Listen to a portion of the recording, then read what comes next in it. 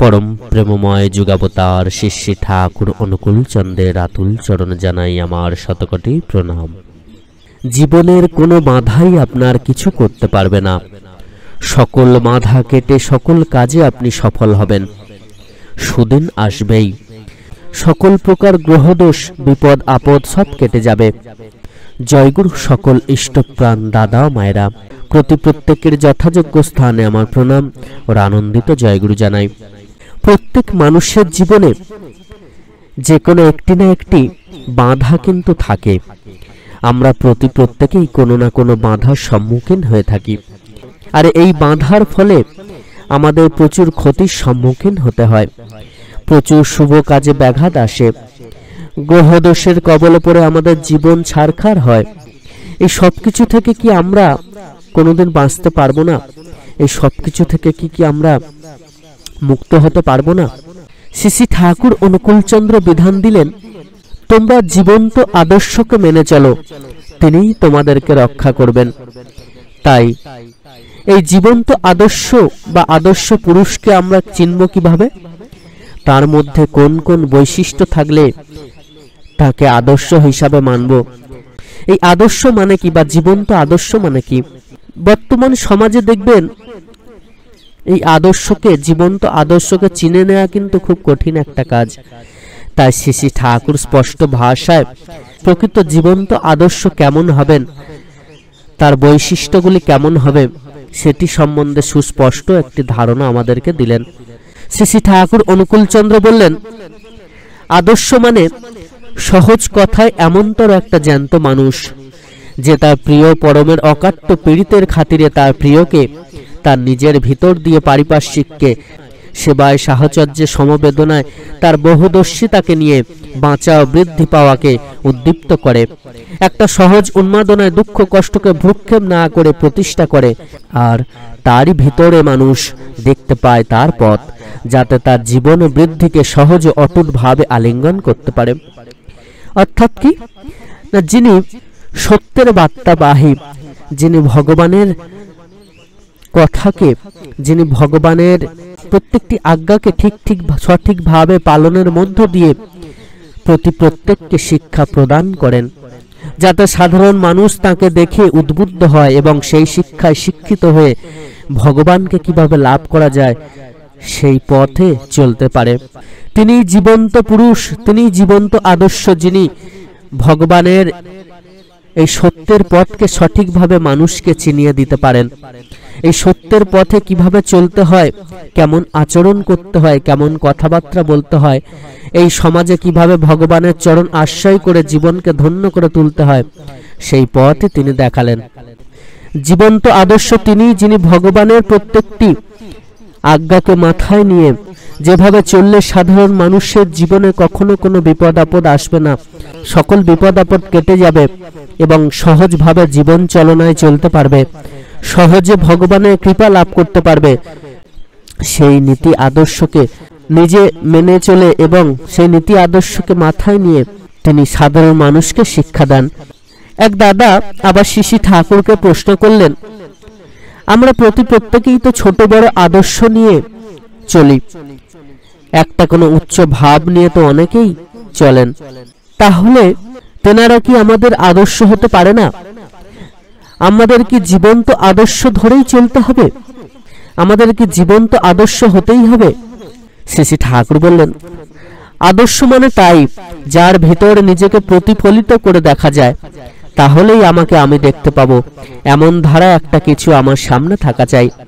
আর সে কিছুটাই হচ্ছে একটা আমারই মতো মানুষ, যার চরিত্রে আমি সহজে সর্বরকমে প্রতিফলিত হতে পারি। আর তার চরিত্রের ভেতর দিয়ে আমি আমাকে দেখে নিয়ে কেমন করে আমার চলা উচিত, চলার পথেও তা হতে সংগ্রহ করে নিয়ে চলার পথে অবাধে চলতে পারি। আর তাহলেই আমি জানি না, দেখি নাই, কাহারও কাছে শুনি নাই বা কাহারও চরিত্র পাইও নাই, এমনতর ভাব কি করে আদর্শ হতে পারে? তাছাড়া আমার কিছু না কিছু প্রতিফলিত তো আমার পারিপার্শ্বিক কিছু না কিছুর ভেতর হচ্ছেই, তা দেখে তো চলছি। তাই সে চলার রকমগুলি তেমন করে ফুটে উঠছে না। তাই বাধ্য হয়ে জায়গায় জায়গায় নানা রকমের হাতড়ানো ছাড়া উপায় কি? আমাদের জীবন্ত আদর্শকে ধরার মধ্য দিয়েই কিন্তু আমাদের জীবনের চলনার পথ সুগম হবে। তিনিই তো এই জীবন চলনায় কিভাবে চলতে হবে, কিভাবে কথাবার্তা বলতে হবে, কিভাবে আচার ব্যবহার করে জীবন পথে সুষ্ঠুভাবে এগিয়ে যেতে হবে, তার পথ তিনিই বলে দেবেন। বর্তমানে প্রচুর আদর্শ পুরুষ আমরা দেখতে পাই, কিন্তু প্রকৃত জীবন্ত আদর্শ কি আমরা সেই মানুষটিকে চিনে উঠতে পারি না। কেননা আমরা নিজেরাই জানি না যে কিভাবে প্রকৃত জীবন্ত আদর্শকে চেনা যায়। তাই সঠিকভাবে জীবন্ত আদর্শকে চিনে নিয়ে তার চরণে আশ্রয় নেওয়া ছাড়া কিন্তু আমাদের অন্য কোনো গতি নাই। আর আমরা জীবন্ত আদর্শকে না চিনে সেই আদর্শকে মেনে চলার জন্যই কিন্তু আজকে আমাদের এত দুর্গতি। আমরা যদি ঠিকভাবে জীবন্ত আদর্শকে মেনে তার আদেশ নির্দেশকে মাথায় নিয়ে চলতে পারি, তাহলেই কিন্তু আমরা সঠিক পথে এগিয়ে যাব। প্রচুর আদর্শ আছে যারা শুধু উপদেশই দিয়ে থাকেন, কিন্তু নিজেদের চরিত্রে সেগুলিকে ফুটিয়ে তুলতে পারেন না। তারা কিন্তু আদর্শ হয়ে উঠতে পারেন না। যিনি প্রকৃত জীবন্ত আদর্শ, তিনি ভগবানের সকল আজ্ঞাকে নিজ চরিত্রের মধ্যে ফুটিয়ে সকল আচার ব্যবহার করে দেখিয়ে দেবেন। তিনি নিজের চরিত্রের মধ্যে দিয়ে, নিজের আচার ব্যবহারের মধ্য দিয়ে সাধারণ মানুষকে শিক্ষা দেবেন যে কিভাবে চললে মানুষ সহজভাবে ভগবানের কৃপা লাভ করবে, কোথায় কি কথা বলতে হয়, কিভাবে আচার ব্যবহার করতে হয়, শ্রদ্ধা ভক্তি কেমন করে করতে হয়, ভগবানকে কিভাবে ডাকতে হয়, সাধনা ভজনা কিভাবে করতে হয়, সবকিছুই কিন্তু তিনি তার চরিত্রের মধ্য দিয়ে প্রস্ফুটিত করে নিজে করে করিয়ে আমাদেরকে শিক্ষা দেন। তাই তো তিনি জীবন্ত আদর্শ। আর যখনই দেখবেন তার প্রত্যেকটি বলা কথা আপনার জীবনকে মধুর করে তুলছে, তার চরণে আশ্রয় নিয়ে আপনার মনের শান্তি আছে, তার চরণে আশ্রয় নিয়ে আপনি যেন স্বর্গে বাস করছেন, এই তার চরণে আশ্রয় গ্রহণ করার পর আপনার মন শান্ত হয় এবং আপনার মনের মধ্যে একটা আনন্দ এবং আপনার জীবন ধন্য হয়, সেই জীবন্ত আদর্শকেই কিন্তু মেনে আমাদেরকে চলতে হবে। আর এই যুগের জীবন্ত আদর্শকে না পরম দয়াল শ্রী শ্রী ঠাকুর অনুকূল চন্দ্র। তাই তো তার চরণ আশ্রয় করে আমাদের জীবনে চলনার পথে চলতে হয়, তাহলেই আমাদের সকল কিছু পাওয়া হবে, সকল বাধা কেটে যাবে। তিনি এই সকল বাধা বিপত্তি কাটবার জন্য বিধান দিলেন। তিনি সমস্ত রকম গ্রহদোষ বিপদ আপদ কাটার জন্য বিধান দিয়েছেন ইষ্টভীতির পরিপালন করা। তাই ইষ্টভীতি আমরা যদি ঠিকভাবে করতে পারি, তাহলে কিন্তু সকল রকম গ্রহদোষ কেটে যাবে। এবং নাম ধ্যান খুব করে তিনি করতে বলেছেন। এই নাম ধ্যানের মধ্য দিয়ে ভগবানের কৃপা লাভ সম্ভব হবে। আমরা ভগবানের কাছে সহজে তার সাথে যোগাযোগ রক্ষা করতে পারবো। তিনি খুব করে নাম ধ্যান করতে বলেছেন। উঠতে বসতে চলায় ফেরায় নাম ধ্যান করতে হবে এবং ইষ্টভীতি ঠিকভাবে যদি আমরা পালন করে চলতে পারি, তাহলে কিন্তু সকল প্রকার বাধা গ্রহদোষ কেটে যাবে। তিনি আমাদেরকে বাঁচার জন্য, সঠিকভাবে জীবন চালনায় চলার জন্য এবং আমাদের জীবনকে সুন্দর সুষ্ঠু করে তোলার জন্য, ভগবানের কৃপা সহজে লাভ করার জন্য সকল রকম বিধান দিয়েছেন। শুধুমাত্র তার বিধানগুলি, তার আদেশ নির্দেশগুলি যদি আমরা ঠিকভাবে পালন করতে পারি, তাহলেই কিন্তু আমাদের জীবন ধন্য হবে।